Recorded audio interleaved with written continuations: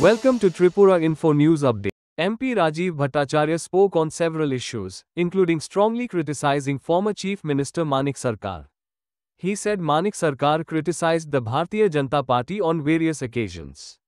In response, Rajiv Babu presented various information in detail at a press conference at the Krishnanagar BJP state office in Agartala today evening and strongly criticized the Left Front Party. যেটা বক্তব্য রেখেছেন বিগত 7 বছরে রাজ্যে বাচ্চা বিক্রি বেড়ে গেছে, যার খাদ্যের অভাব হয়ে গেছে পাহাড় অঞ্চলে, এবং সরকারকে বলছে ঘুমিয়ে আছে সরকার, এবং বিজেপি সরকার সম্পূর্ণ ঘুমিয়ে আছে, যার কারণে আজকে এই অবস্থা। ওনাকে এই পরিপ্রেক্ষিতে কি বলে? আবার এটা বলেছে সজাগ হওয়ার জন্য বলেছে। সজাগ হলে তো উনার দম আইবার যাবে। সরকার যদি সজাগ হয় তো উনার দম আইয়া বুঝতে আধা কেলেঙ্কারির ফাইলটা লাভা দিতে হবে মুখ্যমন্ত্রী কইতেছে।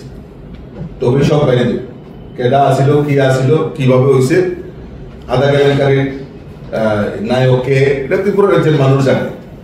আর খাদ্যের অভাব নাই মূর্খকের কথা বলে, তারা জানে না তো। মোদিজি 5 কেজি করে চাল দিতেছে ফ্রি, তো খাদ্যের অভাব কোনো পিডিএস সিস্টেমে প্রায় 10টা নিত্য প্রয়োজনীয় জিনিস সরকারি ভর্তুকি মূল্যে তারা খরিদ করতে পারতেছে। 2000 টাকা সামাজিক পেনশন, এগ্রিকালচার অর্থাৎ কিষাণ সম্মান নিধি 6000 টাকা, এবং বিভিন্নভাবে বিভিন্ন প্রজেক্টের মাধ্যমে এই গরিব মেহনতি মানুষ, প্রধানমন্ত্রী আবাস যোজনার ঘর, মুখ্যমন্ত্রী জন আরোগ্য যোজনা, চিকিৎসার ব্যবস্থা, আয়ুষ্মান কার্ড, এত কিছু করার পরেও তারা কোনখানে যদি খুঁজে পায় যে খাদ্য নাই। আসলে গ্রামগঞ্জে এখন ঘুরে না, এখন আগরতলাতে কারণ স্থান নাই, কারণ যারা মিথ্যাবাদী করে এই রাজ্যের মানুষকে, গরিবকে ঠকিয়েছেন, গরিব দরদি সরকার বলে, শ্রমিককে ঠকিয়েছেন, কৃষকদের ঠকিয়েছেন, তারা যাওয়ার রাস্তা কোথায়, কি মুখ নিয়ে যাবে? গেলেই তো তাদেরকে ধরেন রোজবেলির টাকা দেন, মহিলারা ভালো করে ধরেন রোজবেলির টাকা দেন, অমুকের টাকা দেন, আধা কেলেঙ্কারের কারা করছে জবাব দেন। তো এইসবের জন্য যে তারা কোনোখানে যায় না, আগরতলা বইয়া এসি রুমে প্রেস কনফারেন্স করতে পারে, এতটুকুই তাদের। সবাইকে ধন্যবাদ। ঠিক আছে।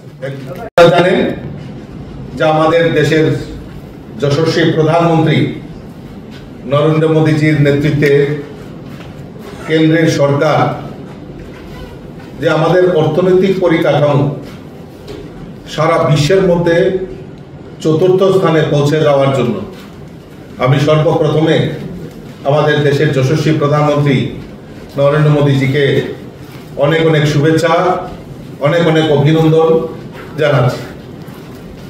এবং তার পাশাপাশি আপনারা জানেন যে অপারেশন সিন্দুর পাকিস্তানের উপর যে অপারেশন সিন্দুর, আমাদের মায়েদের যে সিঁদুর মুছে দেওয়ার যে পরিকল্পনা পাকিস্তানের মদতপুষ্ট উগ্রপন্থীরা প্রয়াস করছেন, তার যোগ্য জবাব আমাদের সেনাবাহিনীর জওয়ানরা তার বীর পরাক্রমী যেভাবে করে দেখিয়েছেন, তাতে ভারতবাসী হিসাবে আমরা গর্ববোধ করি। এবং এই অপারেশন সিন্দুরকে ধন্যবাদ জানিয়ে আমাদের সারা ভারতবর্ষে তিরঙ্গা যাত্রা এবং সমস্ত এখানে ধর্ম বর্ণ নির্বিশেষে সমাজের প্রত্যেকটা মানুষ যেভাবে এগিয়ে এসে এই তিরঙ্গা যাত্রায় মানুষ সামিল হয়েছেন, এতে বোঝা যায় যে ভারত যে একতা, ঐক্য, যে বার্তা এবং সেনাবাহিনীদের প্রতি যে আস্থা সেটা প্রমাণ করে।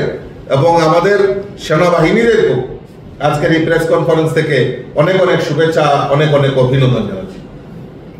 তার পাশাপাশি আজকে বিশেষ যে প্রেস কনফারেন্স আপনাদেরকে ডাকা হয়েছে, আপনারা ইতিমধ্যে জানেন যে আমাদের এই কিছুদিন আগে 21 মে মাও যে এলাকা, সেখানে সিআরপিএফ এবং পুলিশের সঙ্গে যে গুলি বিনিময় হয়, সেখানে একজন যে মাস্টারমাইন্ড, যে নকশাল প্রভাবিত এলাকার যে মাস্টারমাইন্ড নামবালা কেশব রাও, তাকে নিহত করা হয়েছে। এবং ছত্তিশগড়, উড়িষ্যা এবং মহারাষ্ট্রে এই যে মাও অধ্যুষিত এলাকার যে মাস্টারমাইন্ড, তাকে তার উপযুক্ত জায়গায় পৌঁছে দেওয়া হয়েছে। এই যে মাস্টারমাইন্ডকে নিহত করা হয়েছে এবং একটা বড় অপারেশন, বড় সাকসেসফুল অপারেশন কেন্দ্রীয় সরকার সেটা নিয়েছে।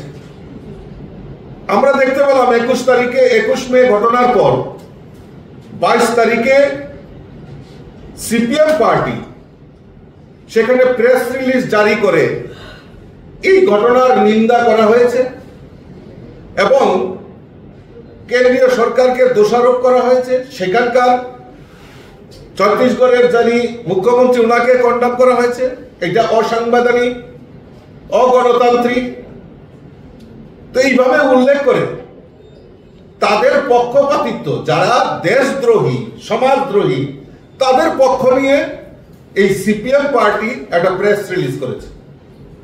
তার পাশাপাশি দেখলাম গত 24 মে আমাদের রাজ্যের প্রাক্তন মুখ্যমন্ত্রী, সিপিএম এর নেতা মানিক সরকারও সেই সমকায়দায়, সমভাবে এই ঘটনার উনি নিন্দা করেছেন। উনি বলছেন যে উড়ন্ত পাখির মতো তাদেরকে নিহত করা হচ্ছে। Subscribe to Tripura Info and press the bell icon so that you never miss any latest updates and news on Tripura.